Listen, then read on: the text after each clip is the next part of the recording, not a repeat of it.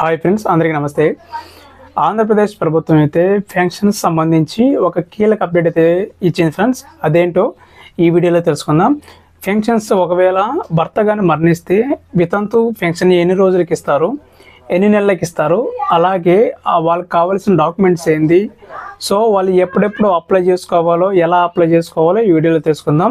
అలాగే కొత్త పెన్షన్ సంబంధించి కూడా ఒక అప్డేట్ అయితే ఉంది. సో ఈ పూర్తి డీటెయిల్స్ ఈ వీడియోలో తెలుసుకుందాం. ఫస్ట్ టైం కనుక నా ఛానల్ చూస్తున్నట్లయితే లైక్ చేయండి, సబ్స్క్రైబ్ చేయండి and me friends and family మెంబర్స్కి షేర్ చేయండి.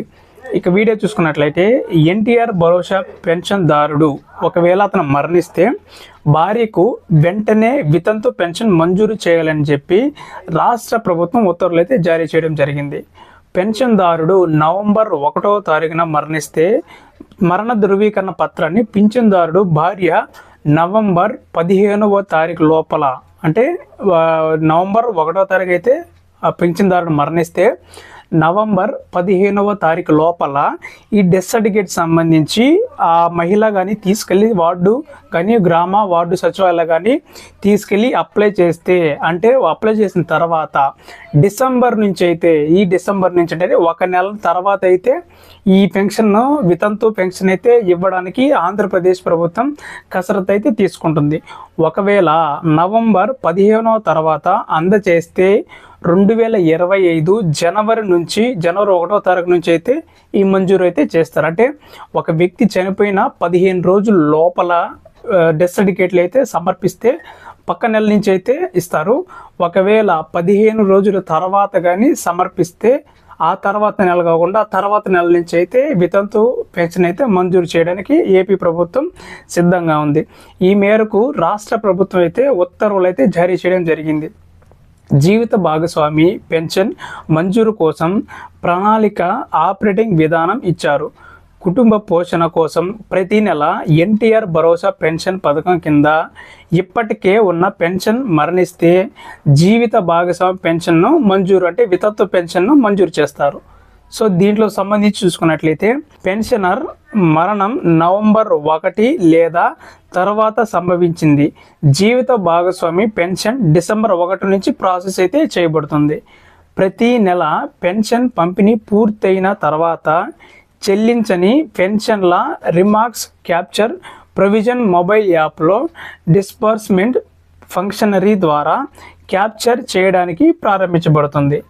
పెన్షన్ కోసం డెత్ రిమార్క్ క్యాప్చర్ చేసేటప్పుడు జీవిత భాగస్వామి వివరాలు, జీవిత భాగస్వామి ఆధార్ నెంబరు, మామూలుగా వాళ్ళకి ఫోన్ నెంబర్ అయితే తీసుకుంటారు.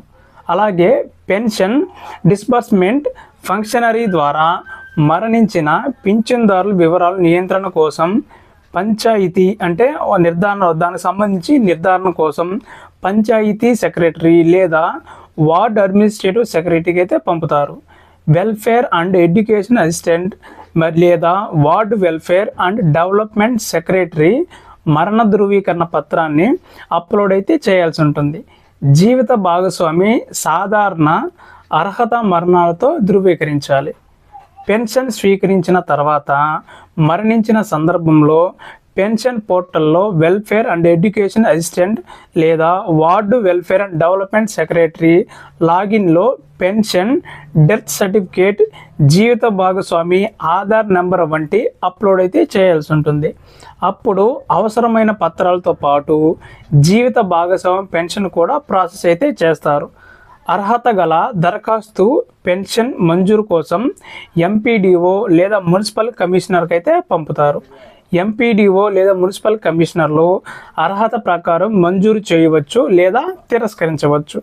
వ్యక్తిగత మంజూరు ప్రక్రియలు వెల్ఫేర్ అండ్ ఎడ్యుకేషన్ అసిస్టెంట్ లేదా ward welfare and development secretary లాగిన్లో చేస్తారు. అనర్హత కేసుల కోసం ఎండార్స్మెంట్ రూపొందించారు. దరఖాస్తుదారునికి దానిని అందజేస్తారు.